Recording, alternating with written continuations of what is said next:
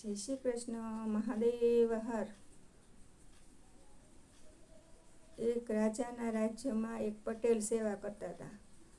પટેલની સેવાથી ખુશ થઈને રાજાએ પટેલને એક સૂકું ખેતર દાનમાં આપ્યું। તો પટેલ તો ખૂબ જ મહેનતુ હતા। તેણે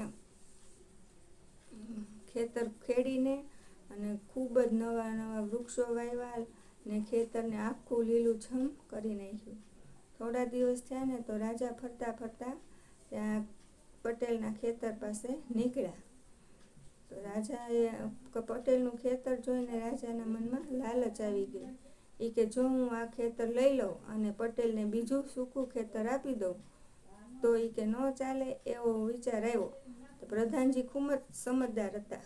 એ રાજાના મનની વાત જાણી ગયા।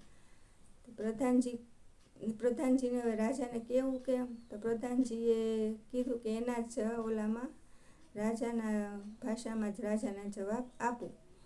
તો એણે કીધું મહારાજ કે આપણે ખેતરમાંથી જાશું ને સામે તો જલ્દી પહોંચી જશું। તો રાજા કે ભલે એ કે ત્યાંથી હાલો। તો ત્યાંથી રથ હકાયો પ્રધાનજીએ।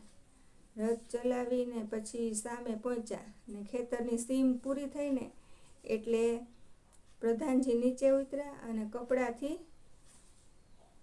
પૈડાની ધૂળ ઝાટકવા માંડ્યા। રાજા કે પ્રધાનજી આ શું કે બાળ ચેષ્ટા કરો છો તમે? કે ધૂળ તો પાછી લાગવાની જ છે ને પૈડાને?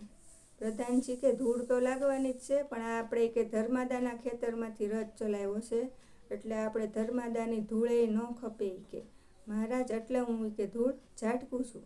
તો મહારાજને વિચાર આવ્યો કે જો ધર્માદાની ધૂળે આપણને ન ખપતી હોય તો આખું ખેતર તો આપણને કેવી રીતે ખપે? મિત્રો, જો તમને આ વિડીયો ગમ્યો હોય તો મારી ચેનલને લાઈક, શેર અને સબસ્ક્રાઈબ જરૂર કરી દેજો।